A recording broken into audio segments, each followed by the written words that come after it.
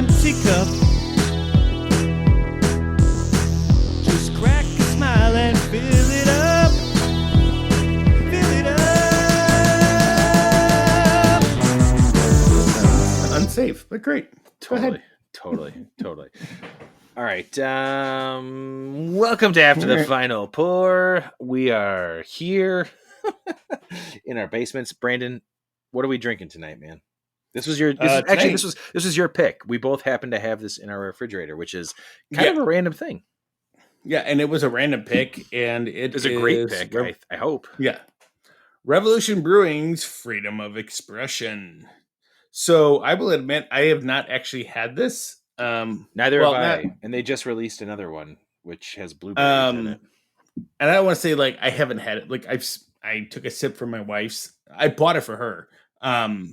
But I'm glad that I have it because it works out for this perfectly for us to do an After the Final Pour. And I just randomly told Tony that I had this, and he was like, I have that too. Yeah, I got it from Clark. Clark gave it to me a little while ago, and I was waiting for the perfect time to drink it.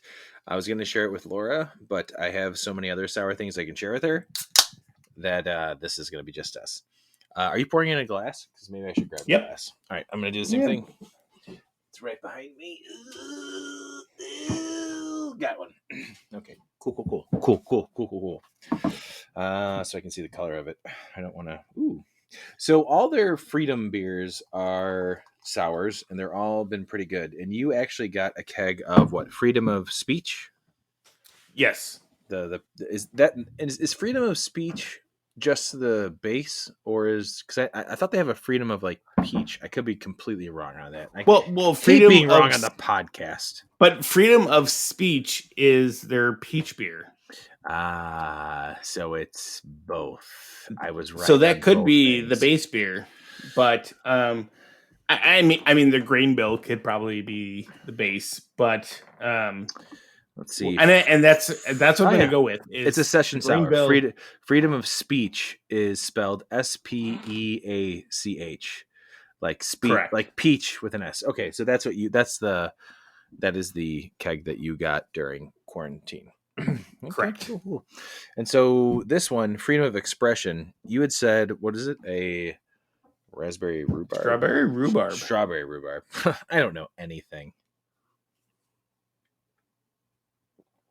Yeah, because on the can it says sour session ale with strawberries and rhubarb. Well, it's dark in my basement. I have very little lights except for what's shining on me from my computer. And I'm on the Revolution website looking at Freedom of Speech. This is fucking You're not a video. Turn the lights up. Turn the lights up. That's the thing. I don't have the lights in I have to install the can lights in the basement still. One day. This is really good. I really enjoyed the Freedom of Speech, but this is awesome. I dig it a lot. Yeah, I agree. So I like this better than the Freedom of Speech. And the only reason I got this originally was like, it was a sour beer. So, and I know my wife would like it, but they do strawberry and rhubarb. And I have this memory, and it's not so much a memory. It is a reality.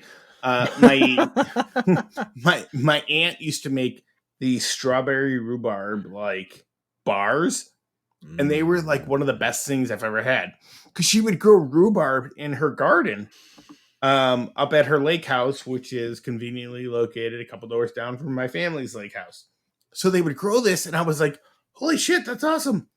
And she made that, and I was like, this tastes like nothing.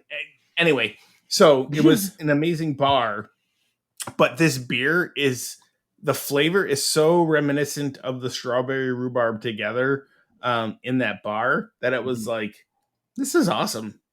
So like I said, I haven't drank it. It's very refreshing. Yeah, I haven't drank a full one. I took a couple sips like every time I poured one for my wife, but I was like, this is. And when I took the first sip, I'm like, that's what it reminds me of, and that's why I recommended it to her. So yeah, totally awesome. I'm kind of not bummed, but I'm kind of bummed that I'm drinking this now because this would have been a really good warm day beer, but Totally. I'm not disappointed. You could have drank it while you were brewing earlier today. Yeah, full disclosure, I brewed today. I've had a couple of really good beers today that I'm not going to mention because that's not what this episode's about. But I've had a couple of beers, which is the only reason why we do it after the final pours, because that's what makes it good. But man, this would have been a great during the day beer. It's really good. Now I wish I had more. And I'm on Rev's webpage or their Facebook page, and the one I was referencing is their newest one, Freedom of Assembly, which is tart blueberries and aromatic ginger. My wife would not like it, but that sounds delicious to me. I would like it, and my wife would probably like it. So Laura is not a fan of ginger at all, especially from Gilligan's Island. She hates ginger. And then we all wonder why you're still married to her. Oh no, she's awesome. So She's pretty good. Sorry, Laura. I love you.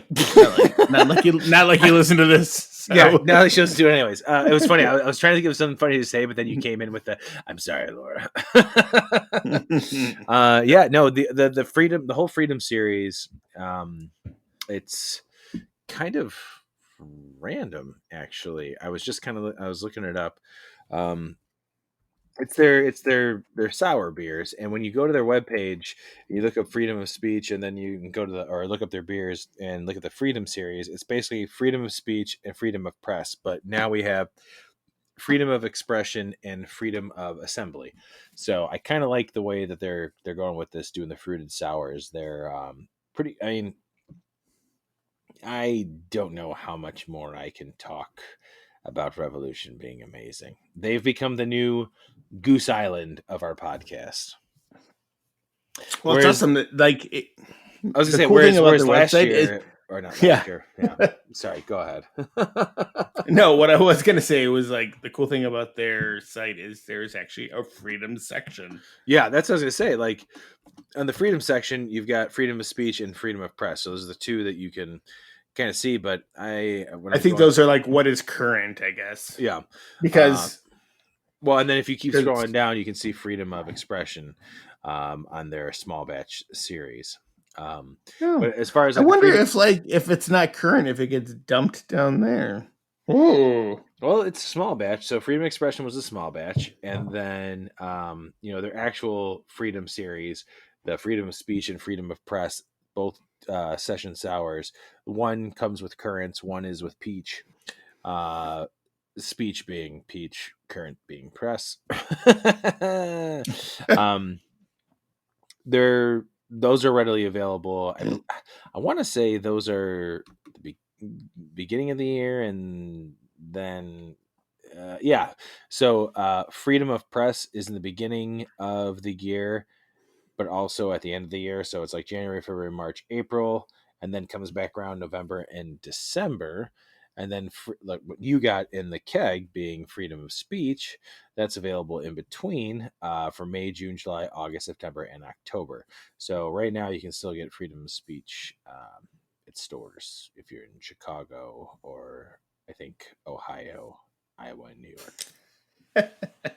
I believe those are where they do it. If you're somewhere. But yeah, man, freedom of expression is really good. I'm kind of bummed I don't have more of it.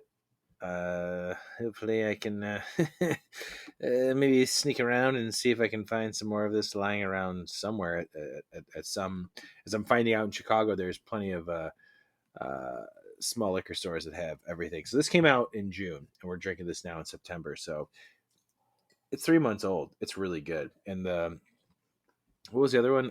Freedom of Assembly just came out. Yes. That's the blueberry ginger one. So now I got to grab some of that. And apparently after the final pour is just going to be Revolution beers now, because this is the third of season 3 that we're doing a Revolution beer. Son of a bitch. Well, thank you, Revolution, for making great beers. That is true. And as we approach, as I did on the episode of Emptying Out the Fridge, there's plenty of barrel-aged beers about to come from Revolution. So I guess we're just going to do, after the final pour, Revolution edition. Yay. Ooh. Well, man, this was a good choice. Thanks for picking this. I'm glad we both had it, and I'm looking forward to doing Freedom of Assembly with you. Yeah, me too. I mean, I know I'm glad I said that while you were drinking. Well, I was gonna say, I was like, I know we didn't get like too into it, but like, Oh yeah, you know for what? anybody, Yeah, I'm sorry. Go ahead. Yeah, talk about it. anyone that's fans of like strawberry and rhubarb, like you get both of those flavors in here. And rhubarb is such a tough flavor; it's so hard to like it.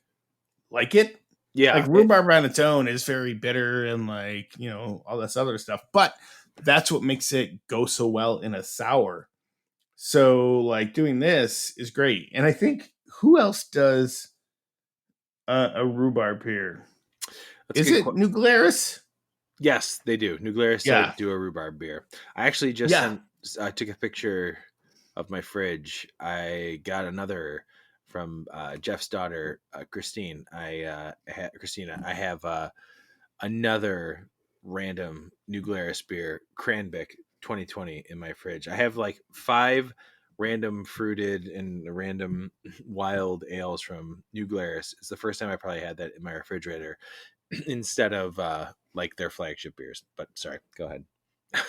No, I know. No, that's pretty much it. Like that's what I was saying. It was like I don't know where you can get it or who else makes something like this, but I do think, yeah, New Glarus does. They definitely do the straw.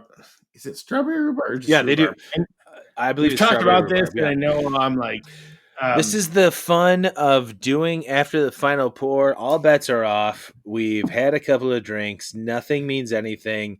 People are listening to this on a random Monday morning and being like, I remember my weekend.